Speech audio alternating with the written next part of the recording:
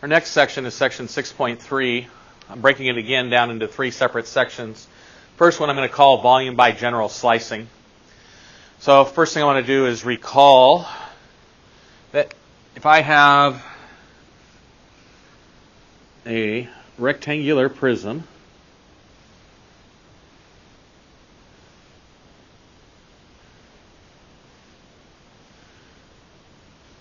that we are able to find its volume by taking its base area, which I'm going to call capital B, is its height. Okay, basically what I can do is I can take the area of, the volume of this bit plus the volume of this plus the volume of this plus the volume of this times the height. Well, if I'm adding up a whole bunch of things, that's a summation of things. So I can rewrite this as, if I wanted to use unit cubes in here, I could say from k equals 1 to h of my base area times delta, in this case, I'm going to do delta y. Okay, and my delta y, if I'm using unit cubes, is going to be 1. Okay, so, and again, the summation from 1 to a constant is that constant, so that gives me the b times the h. Okay, this works for any surface that I start out basically on the ground. So let's say I start out with a triangle on the ground, and then I raise its sides vertically.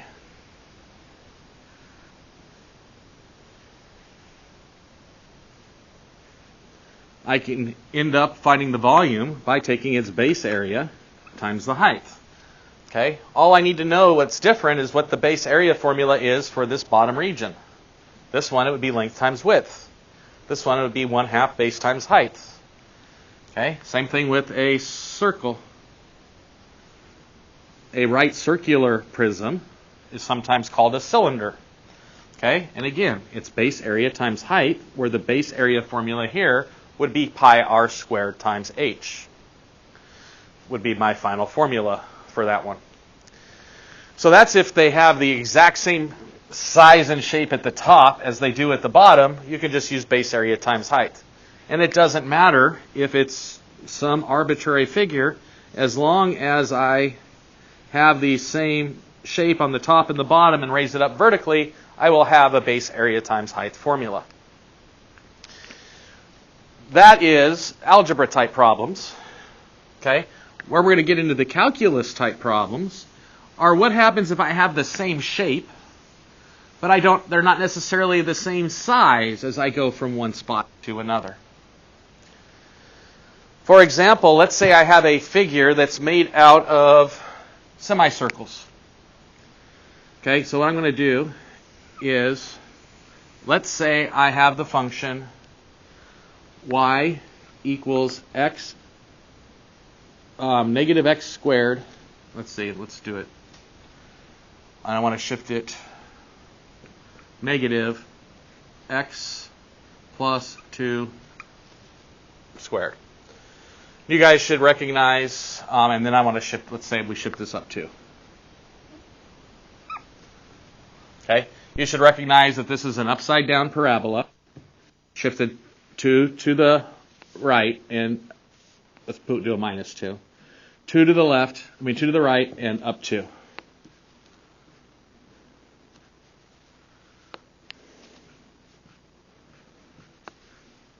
And actually, let's just shift it up. Yeah, shift it up 2.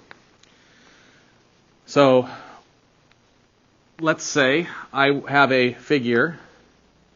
So the parabola would be here. And then I go over 1, down 1. And then I'd go over 2, down a total of 4.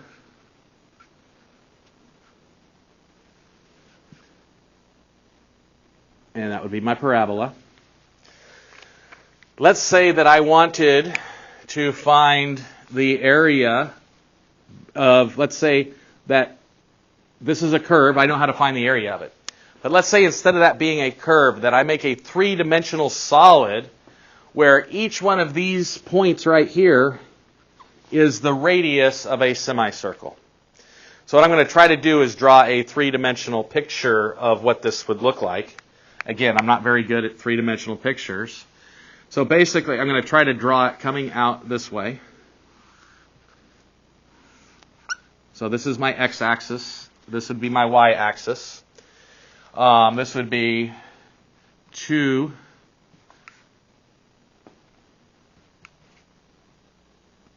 So I'd have 2 plus or minus the square root of 2 would be these 2 points here. And the first thing I would do is I would get a semicircle that right here had a radius of 0. And right here would have a radius of 0. At x equals 2, I have a semicircle with a radius of 2. So I'm going to try to draw that's my flat spot. And I draw a semicircle with the radius of 2. When x equals 1 and when x equals 3, I have a semicircle with a radius of. So notice I end up with my parabola that has a whole bunch of semicircles in it. Again, I'm not a very good drawer. So what I'd like you to do is, if you look on page 421, they show you pictures of those regions. Okay?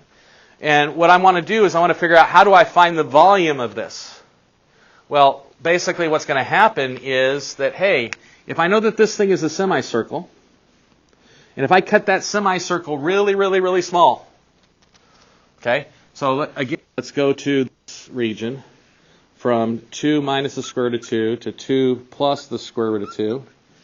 And this region right here, each one of these is a semicircle that's coming out of the board. Okay, coming out of the board halfway and going into the board halfway. So basically, if I want the volume, I want to know, basically I can slice this up into a whole bunch of different thickness regions. And notice as I get smaller and smaller and smaller, each one of my regions, that little curve right there is getting flatter and flatter and flatter. So each one of those, the left-hand side is almost exactly what the right-hand side is equal to, which gives me that general volume formula. So what I want to do is I want to take the volume of each one of these regions and add them all up. Well, the volume of each region is its base area times its height. Well, its height here is going to be its delta x. Well, its base area is whatever the area of the region is. So we're going to say our general slicing method is the integral from a to b of an area function of whatever your cross-section is, dx. So it's the area function of whatever your cross-section is. In my example, the cross-section was a semicircle. And you should recognize that the formula for the area of a semicircle is the square root of the radius. Well, the radius is my y value, and my y value in this case is going to be f of x squared minus x squared. Okay? So basically I have x squared plus y squared equals r squared, where r is equal to f of x. And that would be the formula for the area of a semicircle. So if I wanted to actually solve this problem, what I would be able to do is write myself a definite integral between a and b. In this case is 2 minus root 2 to 2 plus root 2.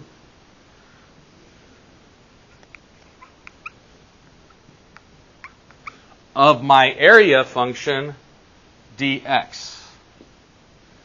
So it's the square root of f of x squared. So I want to square that.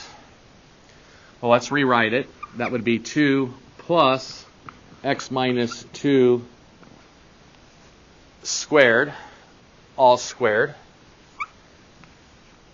We do not have a chain rule for antiderivatives, so in order for me to solve this one, I actually have to do all the work and square it out.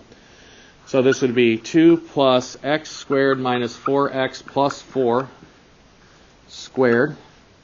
So that's x squared minus 4x plus 6 squared.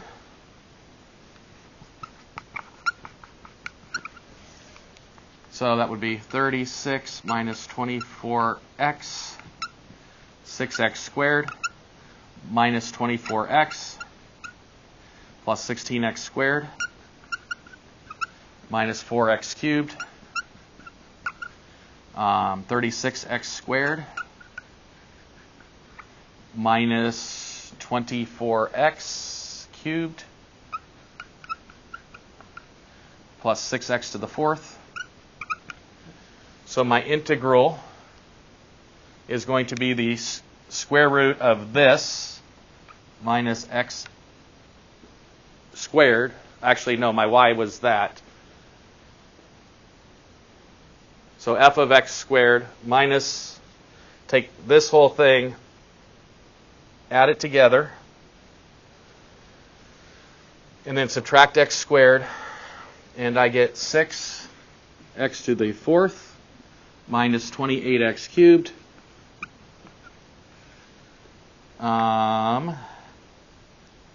6, 22, 28, 38, 48, 58, plus 58x squared, minus 48x, plus 36, minus an x squared, so I'm going to turn this into a 57x squared, dx.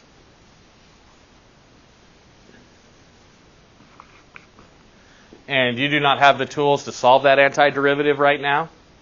So if you had a question that was that messy because of this square root of the semicircle function, you would be told just to write an antiderivative an integral that could be used to solve for the volume of that problem. But that's the general method of what we want to do. We need to find out the area function for each of the cross-sectional areas, and we need to be able to use that to solve various problems. So for our area functions that are going to be utilized primarily for us are as follows. They're going to give you a region, and then they're going to tell you what the cross-sectional area is. Okay? It'll say a region bounded by the curves whose cross-sections are solids that are perpendicular to blank axis. So solids perpendicular to that are squares. Well, the area function for a square is equal to s squared. Well, S, in our case, if it's the region bounded by the curve where each one of these points is my S, okay, so that would be squares. So if that's my S distance, this part right here would actually be f of x quantity squared. Okay, that's if I'm doing it between a region and an axis. Well, for squares, well, let's say that's f of x, and that's g of x. And each one of these pieces are squares. Well, that would be s squared. Well, s in this case is f of x minus g of x squared. So basically, one of these two formulas will work. This if it's between a curve and an axis, and this is if it's between two curves. The next general shape that they will use are isosceles right triangles. So a picture of this is problem number 9 in your textbook.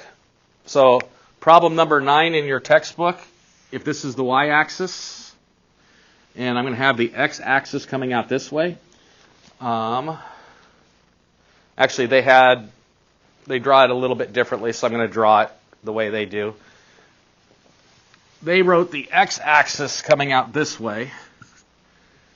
That's x. They called this the y-axis. This is the curve. And what they said that your area function is solids that are equilateral, or isosceles, not equilateral, isosceles right triangles. So I'm going to call this S. So what I need is the formula for that triangle. Well, that formula for that triangle is area is 1/2 S squared. Because 1/2 base times height is the area of that triangle. Well, S is just f of x, because that's what y value means between that and that. So my area of x is equal to f of x squared over 2. Okay, that's if it's between a region and a curve. Similarly, if it's between two curves that I'm doing my right triangles, my area function would be the difference between the two curves, f of x minus g of x. That's my s. I have to square that, divided by 2. And then you would take the integral of that area function. Okay, so you're going to deal primarily with squares, and for isosceles right triangles for this section. Again, the examples I do should make it a lot easier to understand what I'm talking about here. Basically, we're taking slices of the same shape, taking their area function, calling that our base area, multiplying it by our thickness, which is dx. So the formulas you need to know is the area of a square is side squared. The area of a isosceles right triangle is 1/2 side squared. Use those with your particular side lengths, which are f of x, and then solve those.